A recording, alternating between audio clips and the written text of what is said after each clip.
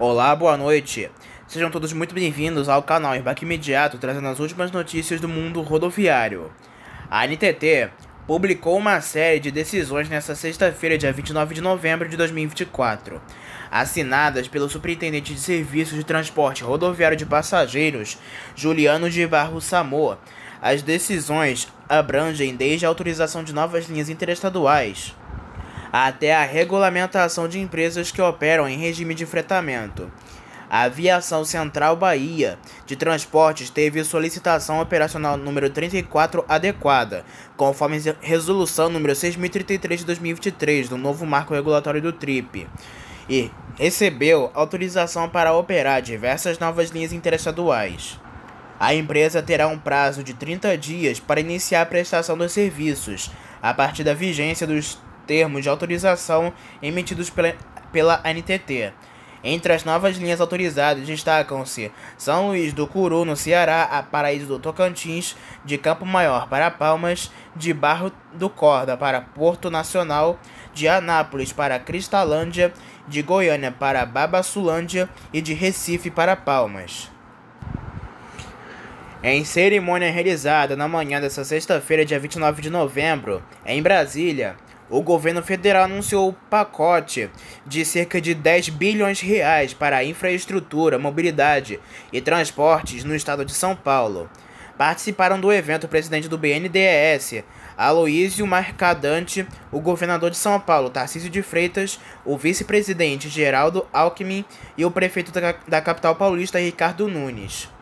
Parte desse dinheiro será para financiamento de 1,3 mil ônibus elétricos, que serão adquiridos pela Prefeitura da capital paulista e repassados às empresas de ônibus, 44 novos trens para o metrô e para o projeto TIC, do trem Intercidades, que ligará a capital paulista às cidades de Jundiaí e Campinas no interior do estado.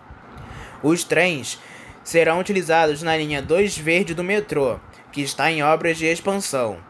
Quando as obras forem concluídas, haverá mais 8 estações, incluindo a integração com a linha 3 vermelha na estação Penha. O total de investimento é de 6 bilhões de reais, sendo que o BNDES financiará 3,6 bilhões de reais. Mercadante afirmou que os investimentos melhorarão a qualidade de vida da população do estado. Durante o evento, o prefeito Ricardo Nunes falou sobre a importância da eletrificação na frota, exaltando os benefícios ambientais do processo. Ele disse o seguinte, abre aspas, hoje passamos a ter uma nova etapa em políticas públicas. Serão 2 bilhões e meio de reais que possibilitarão a aquisição de mais de 1.000 ônibus. Importante dizer que 64% da emissão de dióxido de carbono vem dos veículos, metade vem dos ônibus. Estamos com essa ação cuidando do transporte e do meio ambiente. Fecha aspas. A Secretaria Executiva de Transporte e Mobilidade Urbana, a CETRAN, da Prefeitura de São Paulo, autorizou o empenho de 4,5 milhões de reais para a eletrificação na frota de ônibus do consórcio KBPX. Os recursos equivalem a 2 ônibus elétricos padrões de 15 metros. O consórcio opera em partes da zona sul da cidade de São Paulo, correspondente ao lote AR7 do Subsistema Local de Articulação Regional do Sistema de Transporte Coletivo Público de Passageiros, que é aquele com os ônibus com detalhes na cor vinho. A autorização, publicada em despacho do secretário executivo Gilmar Pereira Miranda, se baseia na portaria conjunta SM.CETRAN/SF, número 02, de 30 de novembro de 2023. O investimento será destinado à eletrificação na frota de veículos do ano de 2024 e será pago ao consórcio KBPX. A CETRAN autorizou a emissão da nota de empenho no valor mencionado no orçamento do presente exercício, conforme a nota de reserva número 94.603/24. Após a publicação do despacho, o processo será encaminhado ao Departamento de Administração e Finanças da SMT para as providências necessárias e, posteriormente, à SP-Trans, para dar andamento ao processo de eletrificação da frota. No dia 24 de julho deste ano, a Prefeitura reajustou a tabela dos preços dos ônibus elétricos e a diesel dos diferentes modelos que rodam no sistema de transporte coletivo da capital. A nova tabela, publicada no dia 24 de julho, atualizou os valores com base de maio de 2024, com efeito retroativo aos primeiros anos do mês. Em todos os 6 modelos, houve um aumento da diferença a ser paga pela Prefeitura em 2,77%.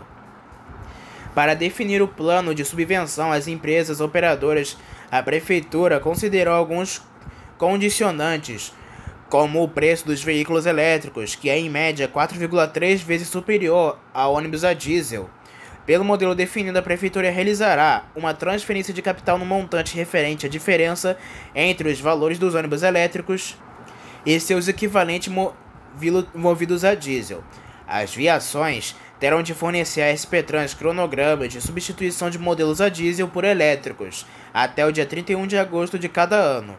A portaria, publicada no dia 30 de novembro de 2023, diz que parcela do ônibus a ser subvencionada não poderá ser superior à diferença entre os preços de referência do ônibus elétrico e do ônibus a diesel.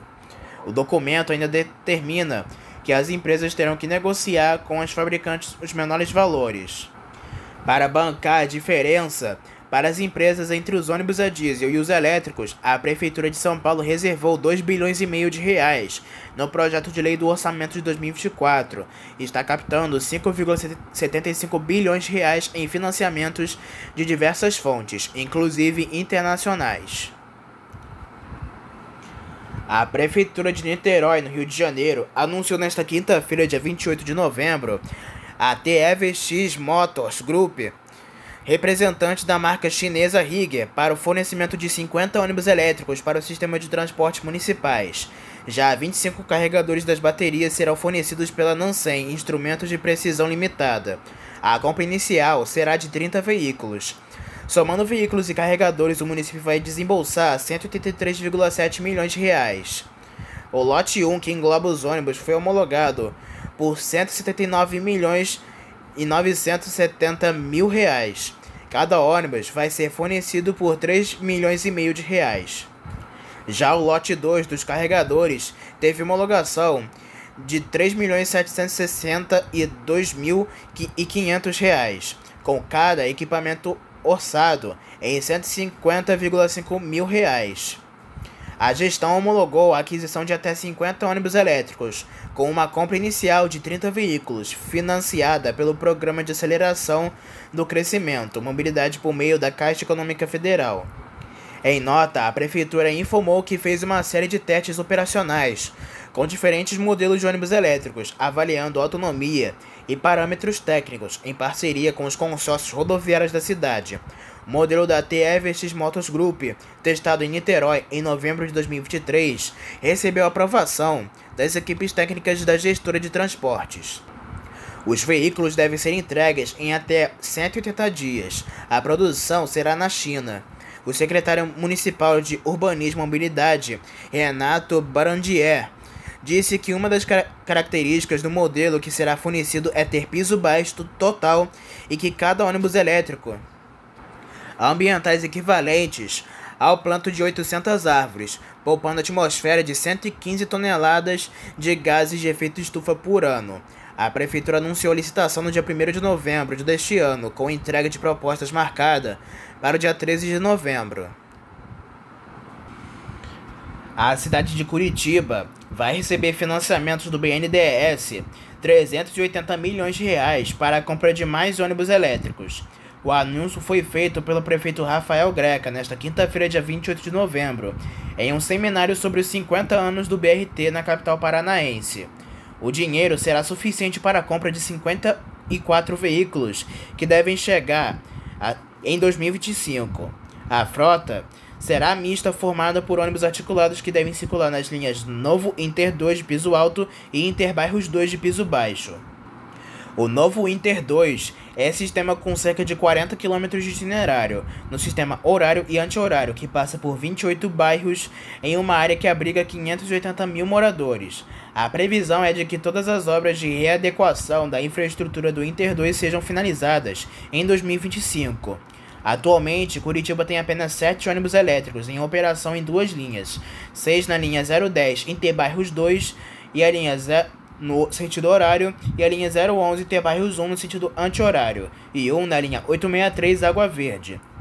O prefeito eleito, Eduardo Pimentel, que atualmente é vice de Greca e em janeiro de 2025 assume a cadeira de titular do Executivo curitibano, também participou do seminário dos 50 anos do BRT e prometeu que a nova licitação dos transportes da cidade vai exigir ônibus elétricos e com ar-condicionado.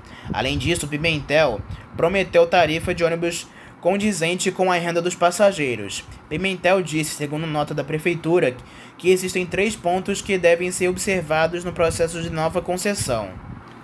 O primeiro ponto é consolidar a eletrificação da frota e a descarbonização que faz parte das metas de sustentabilidade de Curitiba. O segundo ponto é reduzir o tempo de percurso com obras de infraestrutura e dar mais conforto ao usuário com ônibus modernos e climatizados.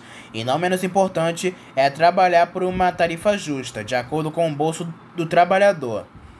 Os contratos atuais com as viações foram assinados em 2010 e têm validade de 15 anos, podendo ser prorrogados por mais 10 anos. Ou seja, vão até 2025, mas poderiam ser estendidos até 2035. Eduardo Pimentel declarou por diversas vezes durante a campanha que não pretende utilizar esta cláusula dos contratos que permite esta prorrogação. Após ser eleito, reafirmou a promessa de que não vai prorrogar os contratos, mas as atuais empresas da cidade, se quiserem, poderão participar da concorrência.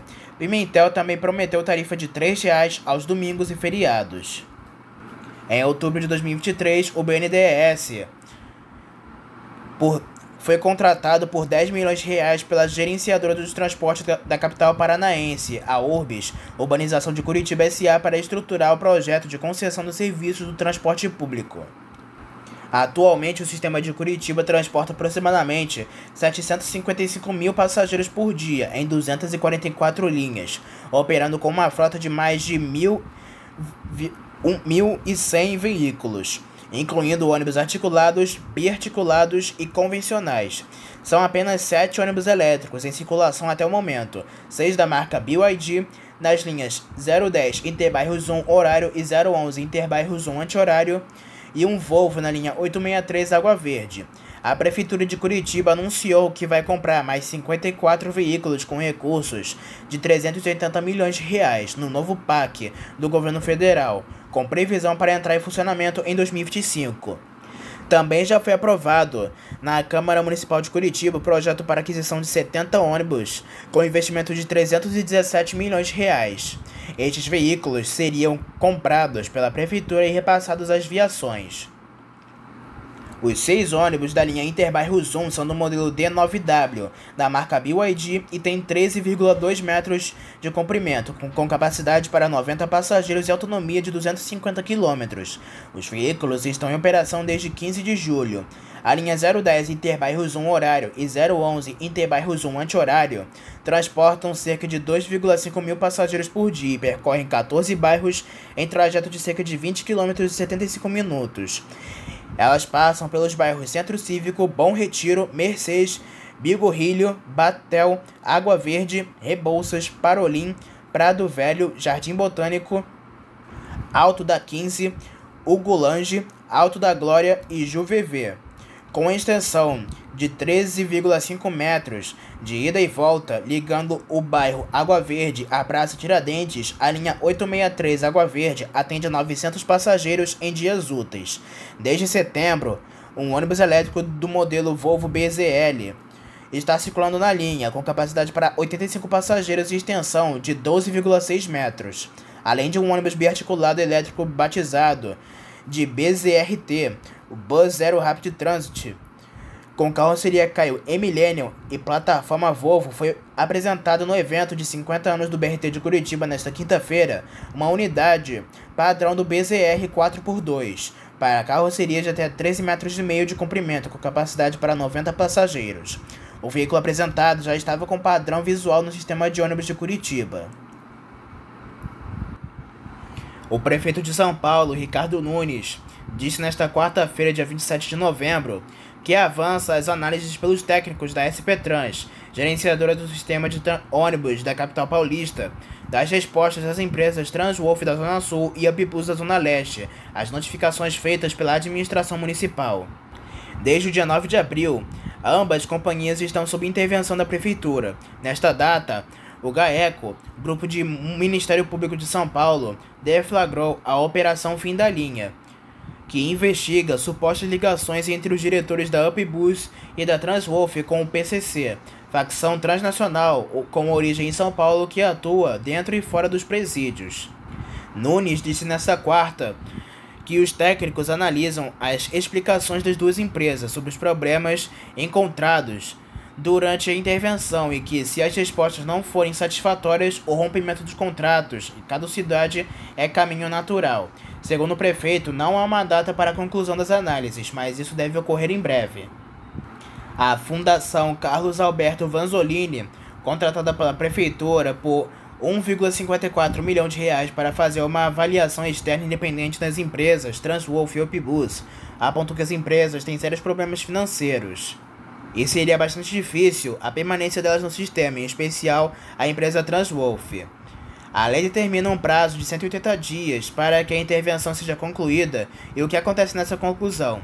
Se você faz a caducidade e se você cessa a intervenção, esse prazo será cumprido por isso das notificações. E o que são as notificações? É aquilo que foi identificado de problemas, tanto na Transwolf quanto na Upbus, e ter o prazo para eles fazerem as suas respostas. Daquilo que a gente apresentou de problemas, se eles responderem de forma satisfatória, tudo bem. Se não tiver uma resposta satisfatória dos apontamentos, aí o caminho natural é a decretação de caducidade. No caso de decretação de caducidade, é o caso de cancelar os contratos e abrir nova licitação. Mas o momento agora é de análise da defesa e a gente vai apresentar para vocês qual vai ser o resultado dessa análise ao final do prazo, que os técnicos acharem ideal para fazer um aprofundamento sobre o tema. Não tem um prazo específico. Eles tinham um prazo de 15 dias para responder às empresas, mas para fazer a análise da resposta vai depender muito do tempo dos técnicos para ver a complexidade. Não tem um prazo específico. A Prefeitura de Rio Branco, no Acre, renovou por mais 6 meses o contrato emergencial com a Rico Transportes e Turismo para a operação das linhas municipais de ônibus. A renovação foi oficializada nesta quinta-feira, dia 28 de novembro. O contrato com esta prorrogação vai até o final de abril de 2025.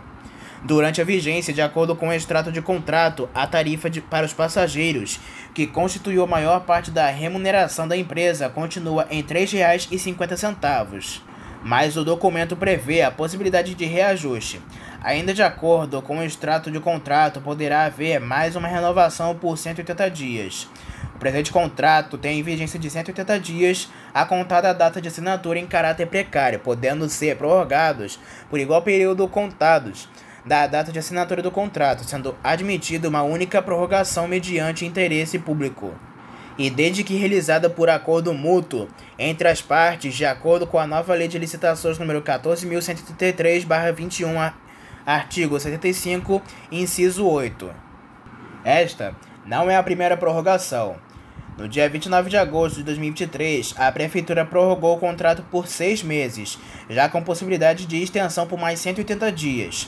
Na ocasião, a promessa era de que uma licitação seria lançada em setembro de 2023. A Rico Transportes está no sistema da capital do Acre desde o início de 2022. Em dezembro de 2021, a Prefeitura do Rio Branco decretou situação de emergência do serviço de transporte coletivo urbano de passageiros da cidade por causa do abandono total das linhas por parte da Prefeitura do Rio Branco pelo consórcio Via Verde, composto pelas empresas Via Verde Limitada e a empresa Transporte São Judas Tadeu. A companhia Autoviação Floresta, outra empresa que atuava na cidade, também paralisou as atividades. Em 17 de janeiro de 2022, a Prefeitura anunciou que a Rico assumiria as linhas de forma emergencial até a realização de uma concorrência. Em janeiro de 2022, no dia 26, a RB Trans, gerenciadora dos transportes coletivos de Rio Branco, voltou a vistoriar a frota de ônibus seminovos que vão operar as linhas municipais. Entre os veículos estavam ônibus que operavam pela Susantur, em Santo André, Mauá e Diadema, na região do ABC, na Grande São Paulo. Em julho de 2024, ônibus que eram utilizados pela Rico Transporte foram apreendidos por atraso de pagamento. A determinação judicial atendeu ao Banco Caruana S.A., Sociedade de Crédito, Financiamento e Investimento. O banco tem ligações com a Sozantur. Foram 16 ônibus envolvidos na decisão. No dia 3 de outubro de 2024, a 13ª Câmara de Direito Privado do Tribunal de Justiça de São Paulo atendeu recursos da empresa Recotransportes Turismo Limitada contra a Caruana, que queria a apreensão de ônibus usados no sistema de transporte coletivo de Rio Branco. A relação da Rico com o poder público nem sempre foi amistosa em Rio Branco. Em junho de 2022, a empresa suspendeu a operação de 11 linhas de ônibus no Rio Branco. De acordo com a RTP Trans, a empresa alegou prejuízo com os aumentos no valor do diesel. No dia 30 de junho de 2022, 2 dias depois do anúncio de paralisação das linhas, a Câmara de Vereadores do município aprovou a proposta da Prefeitura de liberação de R$ 7,9 milhões para subsidiar as operações da Rico Transportes. Em 13 de julho de 2022, o Ministério Público do Acre ingressou com uma ação para suspender o subsídio. No dia 5 de julho de 2022, a juíza Zenair Bueno, da 2ª Vara de Fazenda Pública da Comarca do Rio Branco, negou o pedido do MP. Agora falamos sobre as últimas ocorrências do mundo rodoviário.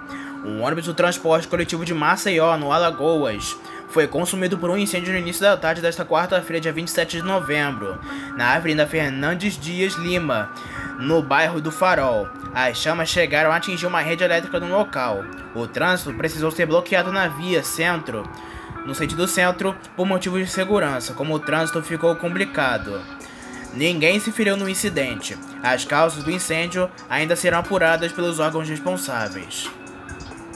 O incêndio destruiu um ônibus da empresa Rápido Luxo Campinas, em Franco da Rocha, na tarde desta quarta-feira, dia 27 de novembro.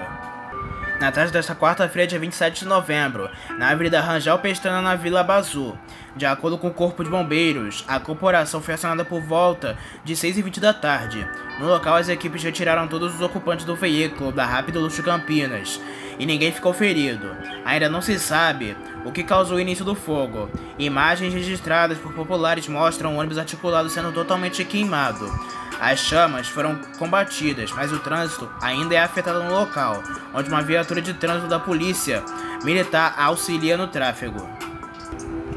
Um ônibus e um caminhão se envolveram em um acidente na Avenida Dr. Mauro Lindenberg Monteiro, em Osasco, na Grande São Paulo, nesta quarta-feira, dia 27 de novembro. A colisão aconteceu por volta de 5h10 da manhã, na altura no número 979, no bairro Santa Fé, onde está localizado o ponto final de 2 linhas.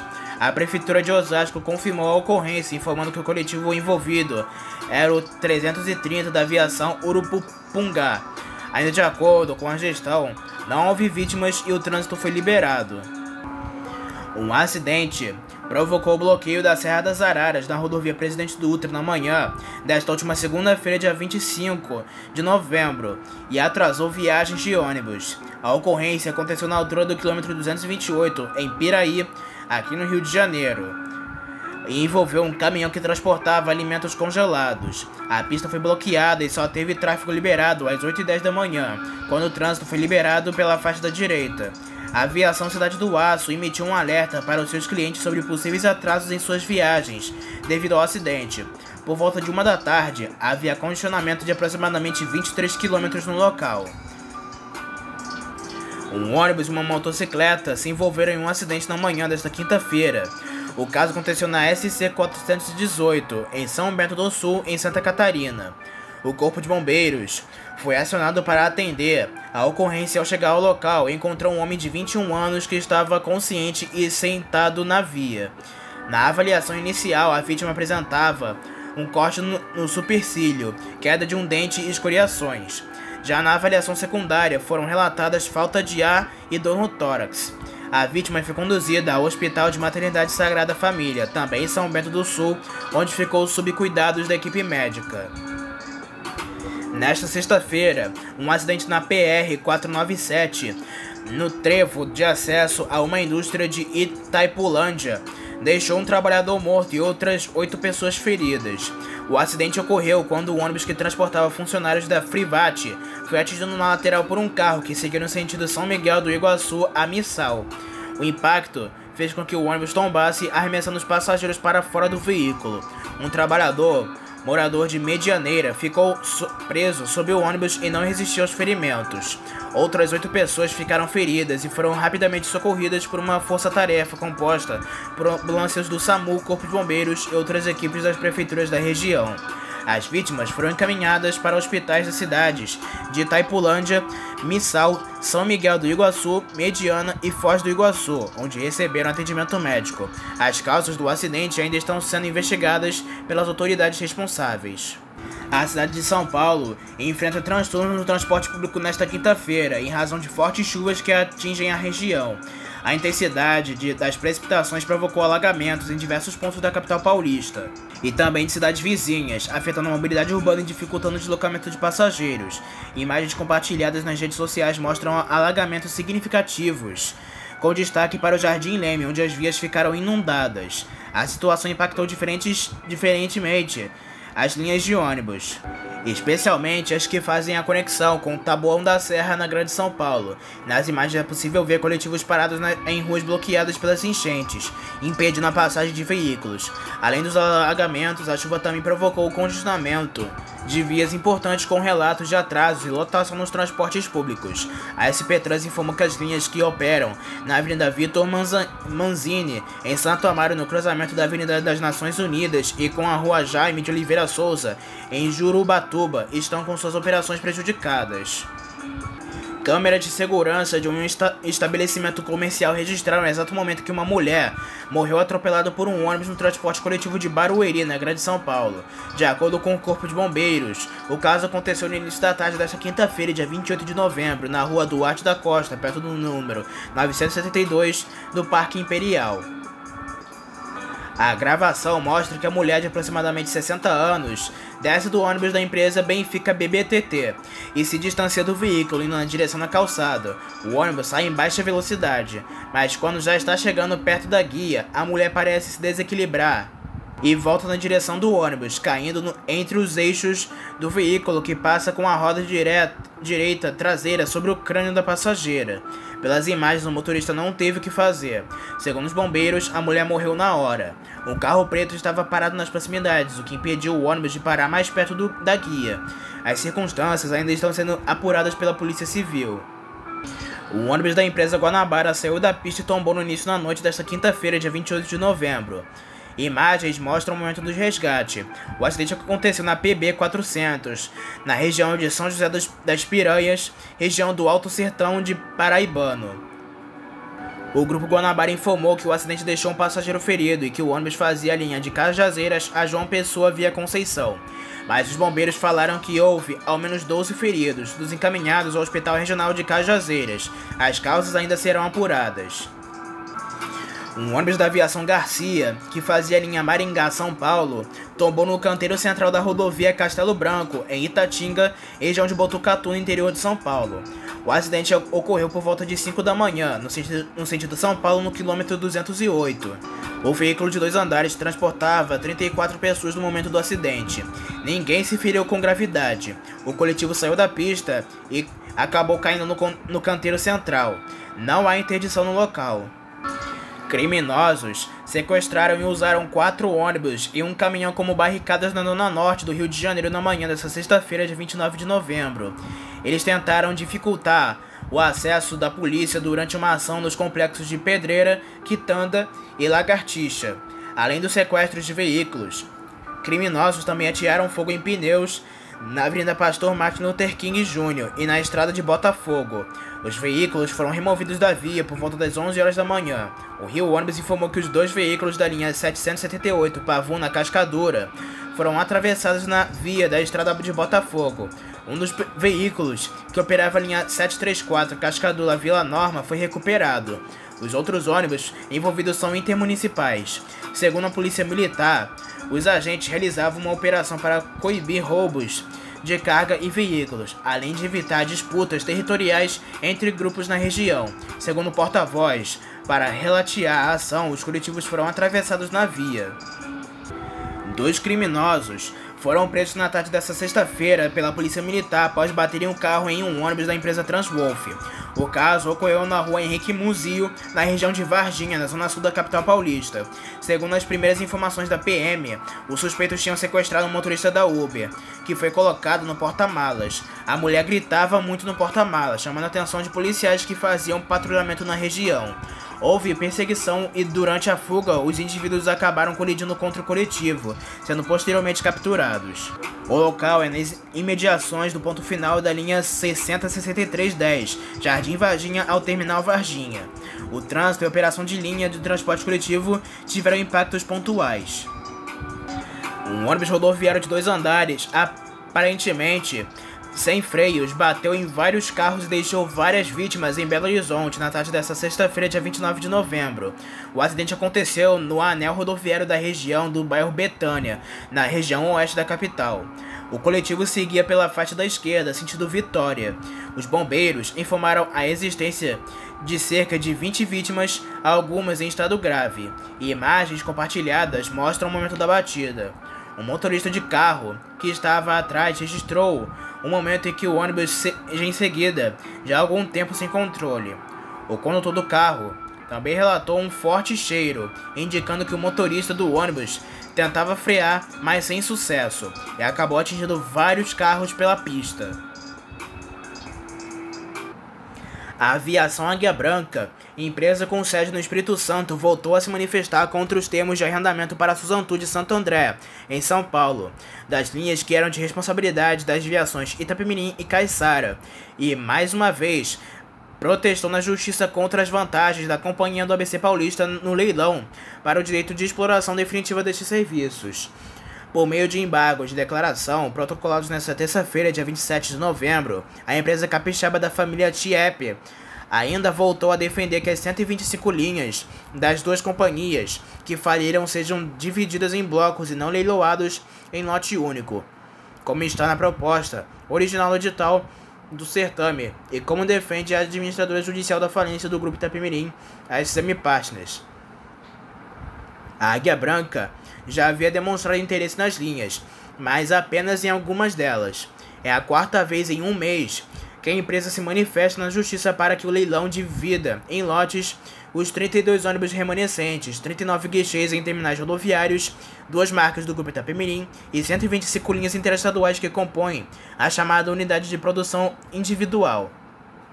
A Águia Branca também voltou a protestar contra as vantagens previstas no contrato judicial de arrendamento que a Suzantu tem no leilão, como ressarcimento de 100% pelos investimentos totais feitos, para as operações de desconto proporcional a 50% nos lances com base nos valores destes investimentos totais, e não obrigatoriamente de depósito de 20% do valor mínimo de avaliação da UP operação, que está totalizando 97,2 milhões de reais.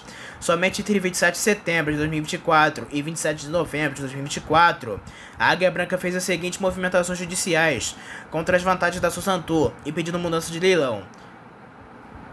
A primeira foi no dia 27 de setembro, quando a Águia Branca entrou na justiça para que o leilão das linhas de Itapemirim e Caiçara sejam em blocos. A segunda vez foi no dia 6 de novembro, onde a empresa moveu mais uma petição contra a Suzantu na justiça e diz que o arrendamento de contrato já deveria ter acabado, contestando a data de fevereiro de 2025.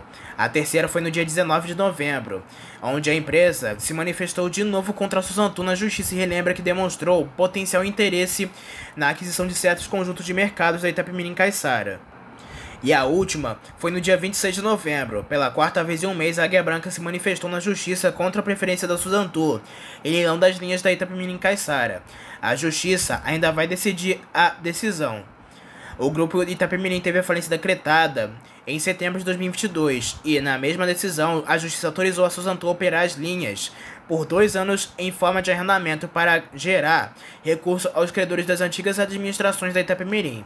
As operações começaram em 4 de março de 2023. O Airbus 320 Com a matrícula PS ITA, que já foi um símbolo das promissoras ambições da Itapemirim Transportes Aéreos, a ITA, encontra-se em seus momentos finais nos Estados Unidos. A aeronave, que voou brevemente pelas cores amarelas da ITA no Brasil, está sendo desmontada no deserto de Tucson, no Arizona, após não conseguir atrair novos operadores desde a falência da companhia aérea. Este desfecho simboliza o fim de uma trajetória de quase 2 décadas, marcando por passagens por várias companhias aéreas e finalmente um término melancólico.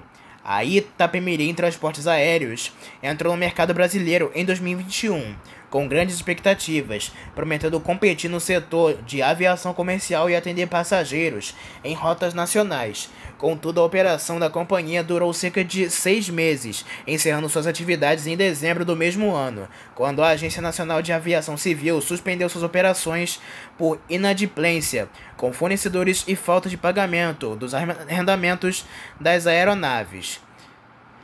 A PS ITA, um Airbus 320-200, foi uma das primeiras aeronaves a integrar a frota da ITA. Produzido em 2005, o avião teve uma história de operações internacionais de ser transferido para a companhia brasileira. Antes de chegar no Brasil, a aeronave operou pela Jetstar Ásia, de Singapura até 2012, e em seguida foi incorporada pela AnadoluJet, subsidiária da Turkish Airlines, onde permaneceu até 2020. No ano seguinte, a aeronave foi arrendada pela Itapemirim, com a promessa de um novo futuro na aviação brasileira. Apesar das ambições da ITA, o PS ITA voou por pouco tempo em solo brasileiro. Após a suspensão de operações da companhia aérea no dia 17 de dezembro de 2021, o avião ficou parado no aeroporto do Galeão, no Rio de Janeiro, até janeiro de 2022, quando foi transferido para o aeroporto de Tucson, no Arizona, um local popular para o armazenamento de aeronaves devido ao clima seco, ideal para a preservação de aviões fora de operação. No entanto, o destino do PS ITA já parecia traçado. Sem encontrar um novo operador ou comprador, o avião, com quase 20 anos de uso, foi enviado para o desmanche. Testemunhas fotografaram o momento em que a aeronave começou a ser desmontada, encerrando, assim, sua história nos céus. A trajetória da ITA no Brasil deixou uma mistura de decepção e desilusão, tanto para os passageiros quanto para os funcionários e fornecedores. Muitos ficaram sem atendimento após o colapso repentino da companhia, e a imagem do PS ITA sendo desmontado reforça a curta, conturbada jornada da Itapemirim em transportes aéreos, enquanto outras aeronaves da antiga frota da ITA, como as matrículas PS AF, PS FC, PS MGF, PS SPJ, PS TCS e PS SL, encontraram novos lares e continuaram a voar por outras companhias aéreas. O PS ITA não teve a mesma sorte.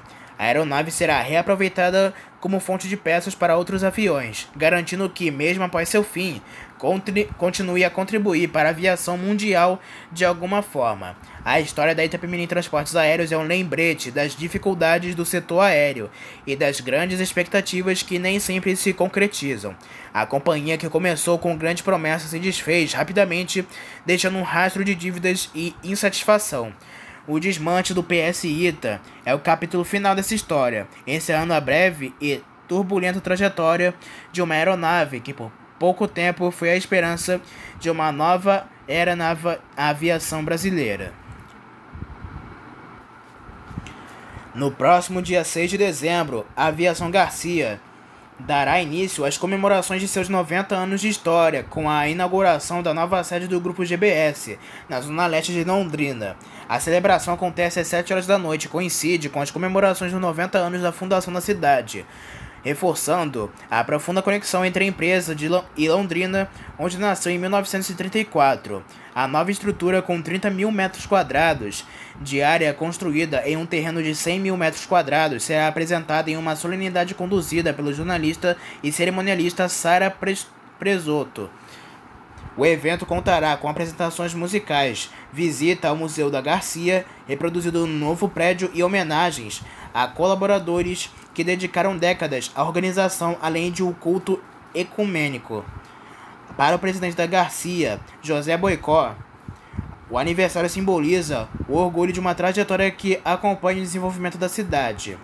A Aviação Garcia, parte do grupo GBS há uma década, transporta anualmente cerca de 23 milhões de passageiros em 7 estados brasileiros, como Paraná, São Paulo e Rio Grande do Sul, com mais de 2.500 colaboradores, 370 pontos de venda e 23 filiais de atendimento e manutenção. O grupo é referência no transporte intermunicipal, interestadual, fretamentos e encomendas. Além da Aviação Garcia, o grupo GBS reúne as empresas Brasil Sul, Santo Anjo, Princesa do Ivaí e Londres Sul, cada uma com histórias sólidas de inovação e atendimento ao público. A celebração dos 90 anos reafirma o compromisso da Aviação Garcia com a modernização de serviços e processos, como destacou o vice-presidente Stefano Boicó Júnior. A data será um marco tanto para a empresa quanto para Londrina, simbolizando o crescimento conjunto de duas histórias que se entrelaçam há 9 décadas.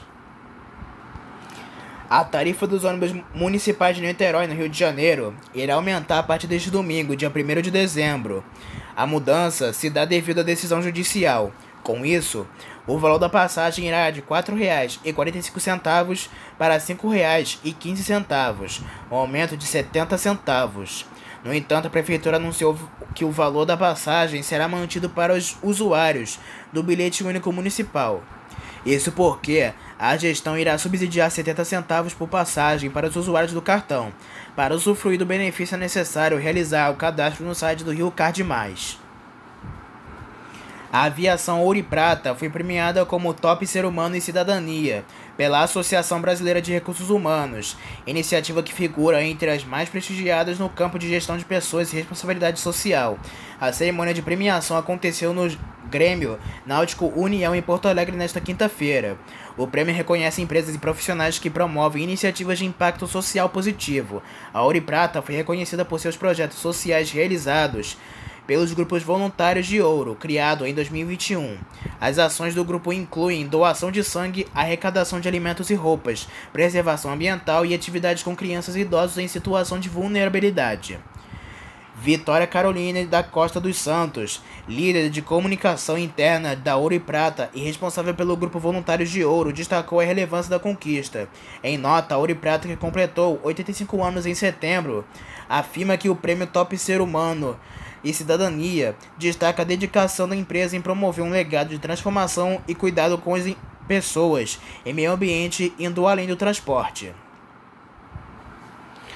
A Planalto Transporte, empresa da região sul do Brasil, adquiriu 8 novos ônibus com carroceria Marco Polo G8 e chassis Volvo para sua renovação de frota, com um investimento de R$ 15 milhões. A empresa integra o grupo JMT, que entrou em recuperação judicial em 2021, com uma dívida de R$ 200 milhões. A renovação de frota é a primeira desde 2021. Vale ressaltar que a empresa conta com uma frota de 220 veículos e cerca de 800 funcionários. A Marco Polo foi eleita a melhor empresa na categoria Carrocerias para ônibus durante a 37ª edição do Prêmio Maiores e Melhores do Transporte 2024, promovido pelas revistas Transporte Moderno e Tecnibus, da editora OTM. O reconhecimento, um dos maiores prestigiados do setor, avaliou o desempenho financeiro da companhia em 2023. Além disso, a empresa foi homenageada pelos 75 anos de fundação celebrados neste ano. De acordo com André Armaganijan, CEO da Marco Polo, o prêmio reflete os impactos positivos das transformações implementadas pela companhia nos últimos anos. No último ano, a Marco Polo obteve uma receita líquida consolidada de 6,6 bilhões de reais, representando um crescimento de 23,4% em relação a 2022. A produção totalizou 13.106 unidades, resultando de contínuos investimentos em inovação, tecnologia e aprimoramento dos processos produtivos, garantindo eficiência e competitividade no mercado global. Fundada há 75 anos em Caxias do Sul, no Rio Grande do Sul, a Marco Polo é líder na fabricação de carrocerias de ônibus no Brasil e figura entre as maiores do mundo. A empresa se destaca pelo compromisso com a mobilidade sustentável, investindo em novas tecnologias e soluções que atendem às demandas do transporte coletivo em mais de 100 países. E para finalizar, uma última notícia. A MTU iniciou as celebrações de Natal com ônibus iluminados e um Papai Noel em um terminal metropolitano. Para Paulo Reis, gerente de marketing da MTU, a decoração dos veículos torna as viagens mais especiais e cria um clima natalino para passageiros, além de pedestres e motoristas que circulam pelas vias das cidades. No terminal metropolitano da Vila Iara da MTU, em Osasco, o consórcio Anhanguera organizou atividades com a presença do Papai Noel em um cenário temático. A ação começou no dia 24 de novembro de 2024, sendo gratuita para o público.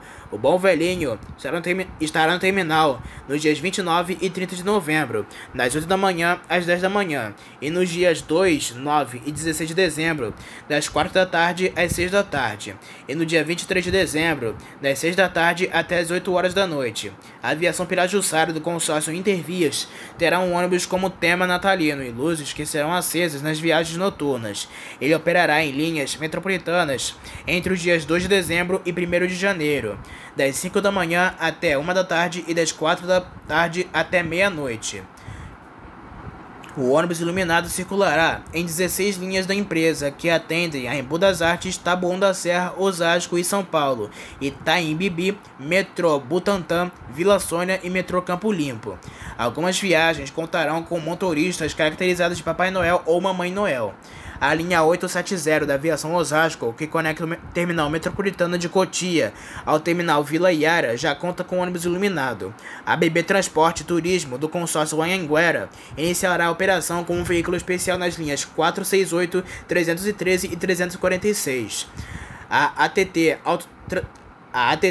Auto Tietê Transportes, do consórcio Unileste, adesivou um veículo que circulará nas linhas do Alto Tietê. No ABC, a Next Mobilidade está preparando 4 ônibus iluminados para operar nos municípios da região e no corredor ABD. O VLT da Baixada Santista e outras linhas da região metropolitana de Sorocaba também serão coletivos iluminados. E assim finalizamos mais esta edição de notícias, informações e ocorrências do mundo rodoviário. Não se esqueçam que em breve traremos mais notícias e informações somente aqui para você. E espero que tenham gostado do vídeo, uma boa noite para todos e até a próxima.